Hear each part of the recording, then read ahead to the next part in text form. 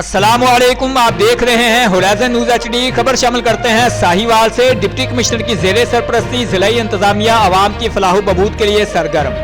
महकमा सेहत की खसरा और रुबेला के खिलाफ मुहिम में बड़ी कामयाबी, 100% हदफ से भी 13% जायद हासिल कर लिया।